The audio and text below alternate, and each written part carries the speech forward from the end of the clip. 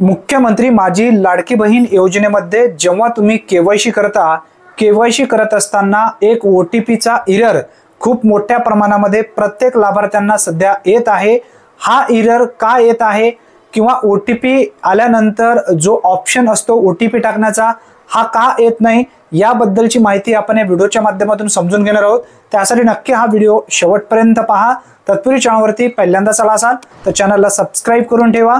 मुख्यमंत्री माझी लाडकी बहीण योजनेमध्ये दिनांक 18 सप्टेंबर 2025 पासून ई-केवायसी करण्याची प्रक्रिया सुरू करण्यात आली आहे, अशी माहिती राज्याचे महिला व बाल विकास मंत्री अदिती तटकरे यांच्या माध्यमातून एक शासन निर्णय घेऊन सुद्धा देण्यात आलेली आहे।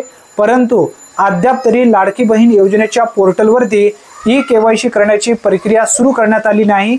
जरी पोर्टल ओपन होत असेल ई-केवायसी करण्याचा, परंतु त्या ठिकाणी भरपूर अशा लाभार्थ्यांना एक प्रॉब्लेम येत आहे। काही लाभार्थी या ठिकाणी या योजनेमध्ये पात्र नाहीत किंवा यादीमध्ये समाविष्ट नाहीत असा सुद्धा उल्लेख येत आहे आणि काही लाभार्थ्यांना OTP येत आहे, परंतु OTP टाकण्याचा ऑप्शन येत नाही। येणाऱ्या 1 ते 2 दिवसामध्ये हा पोर्टल सुरळीत पद्धतीने चालू होईल। सध्या यामध्ये काही मेंटेनन्स बाकी आहे। येणाऱ्या 1 ते 2 दिवसामध्ये या पोर्टलचं पूर्ण काम परफेक्ट होईल। त्यानंतर प्रत्येक लाभार्थ्यांना घरी बसल्या आपल्या मोबाईलच्या माध्यमातून सहजरित्या ई-केवायसी करता येईल। काळजी करू नका, घाई करू नका।